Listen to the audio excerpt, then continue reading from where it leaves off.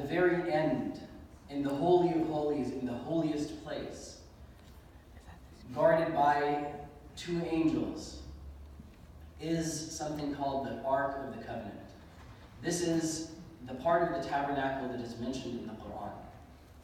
And there is so much detail and so much talk about what it is amongst the scholars in Islam. But interestingly enough, if you look at the Quran, it says only 2 things about what it is. But it has a whole story about what it represents.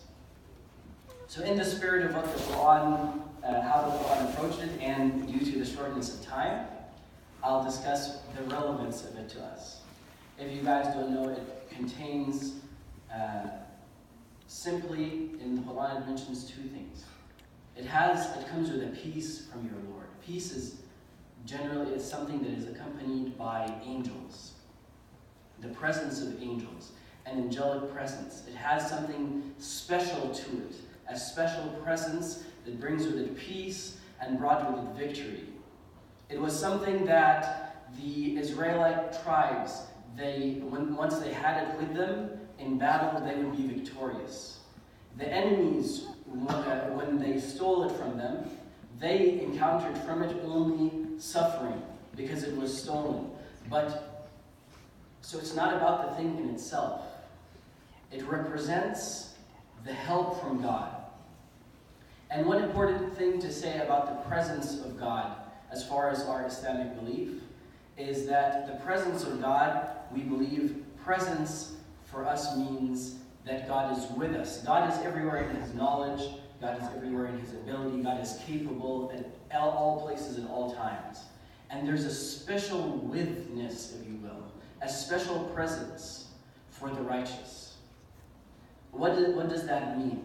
It means the help and the special aid given to those who recognize God. And that is what it represented. And it brought with it the victory and the help and the peace from God. And in fact, that is what God said. It has a peace from your Lord, and remnants of what Moses and Aaron left behind. As far as what are those remnants, we could have a 30-minute discussion or an hour-long discussion as far as what that peace means, how it manifests. But how did it play out? What is the lesson that the Quran teaches about this that we can learn from today and benefit? There is the concept of guidance from God and help from God that surrounds the idea of this Ark of the Covenant. And that is something that comes through recognizing God and submitting to God. That is why the tabernacle, or the Ark of the Covenant itself, was taken away. Once the tribes had rebelled, once they had forgotten the remembrance of God, then it was taken away. And they had been defeated by the armies of Goliath and his people, and the Israelites were in a time of extreme need. And guidance and help from God comes with certain conditions. And it is the way to our success. It is the way for us to succeed, for us to connect with God and to know God. So that is what it represents. But the story actually talks about obstacles. Obstacles and barriers to the recognition of God that enter into our lives, that we can learn from. I studied psychology and communication in Davis. I learned a lot about the obstacles. Why do we believe what we believe? What makes us so convinced when we're doing wrong that it's okay that we're doing wrong? What are those mechanisms? How do most people think? That is the study of psychology. How do most people think? But then the Quran is not concerned with what most people are doing, but how to save yourself from the condition of most people that becomes an obstacle for their own guidance. And the first thing, the greatest obstacle that happened for this Israelite tribe was such that they were in this weakened state, so they turned to their prophet and they said, "Ask your Lord to send us a king so that we may march against our enemies and be victorious. Him knowing how his people were, he said, don't let it be that you ask for this from God and then God commands you to go and then you refuse. So they said, how could we refuse? Once we have been expelled from our lands and separated from our children.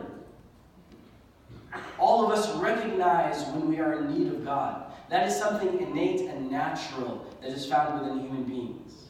And the righteous person will turn to God in need, and the heedless person will turn to God in need. But then sometimes that help of God comes with a condition of submission to what God chooses. And that is where most people fail. That is the first obstacle. The obstacle of arrogance. The obstacle of thinking that if things aren't going the way that I want, then God must be wrong. The concept of God is the universal genie, that somehow he exists only to grant us our wishes, and if his actions do not match our desires, then he's not doing his job or he doesn't exist. If he doesn't give me everything that I want, and I'll only turn to God when I want something, this is the number one obstacle to guidance and to the help from God. So they did turn to the prophet and they asked for a king. And he said that God has made Talut your king. And they said, the majority of them, how can he be our king when we should be the kings more than he should? And he doesn't even have that much money. He said that indeed your God has chosen him for you, and he has given him a lot of wisdom and a lot of strength. So they asked for a sign. What was that symbol for the Israelites of the help from God and that God was with them? That was the Ark of the Covenant. A long story short, the angels came in carrying the Ark of the Covenant and brought it down to the people as a sign that Talut should be their king. It was a symbol that now God has shown you the way and he has given you the sign that he will help you so long as you submit and follow the lead of the one who God has placed for you. But the problem is that most of us are too arrogant to recognize and to submit to what God wants. What did they say? They still were hung up on the fact that he wasn't what they thought would be the Savior. He wasn't what they wanted. He conflicted with the cultural norms of who should be the king. It was unpopular to follow such a man. And that arrogance is what kept them away from guidance. And that arrogance is what kept away, if you look at the stories of the prophets, the majority rebelled against all of the prophets because of this very same reason. Then the few that ended up following him and going out to face Goliath and his army, they were faced with another challenge. God was with them. They had submitted. They had recognized the truth and they had followed. But now they became hungry. They became thirsty. They had been marching for a long time and it was hot. And then they passed by a river that was so cool and it was flowing clean, crisp water. So their king said, the only ones who will follow me are the ones who take one handful or less. But what did most of them do? They drank to their fill. This represents worldly life. Everything in this life is temporary. It passes just like that stream passes. Its allure is only because of our current state of mind.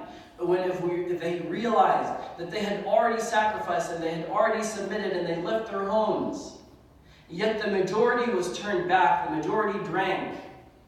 And they were turned back because they were distracted by their desires. This world has a lot of alluring things. And we can take from it to a certain extent, but it is not our goal. We do not submit and surrender to the will of God and to the guidance that God sends just to be distracted by our own desires. But again, from the few that were saved and followed the truth, the majority were distracted. So now you have a few from a few, the chosen of the chosen. And those went forward. And the majority of those said, we have no hope. Most of the army has turned around. We have no power. But then the ones who are saved, the ones who God is teaching us to be like and putting us as examples in the story, are the ones who said, God says, وَقَالَ الَّذِينَ يَظُنُّونَ أَنَّهُمْ مُلَاقُو اللَّهِ. And those who assumed and believed and were acting on the assumption that they will meet their Lord, that there is a hereafter, that there is an eternity that we are facing, that this is a test, that God is the one who is in control, that submission to Him is the way forward to succeed, the only way to success. They said, how many small armies have beaten large armies with the permission of God? And God is with those who are patient. And we all know what happened next. They prayed to God. God sent to them David, who threw the stones, and the Goliath and his army were defeated by the will of God.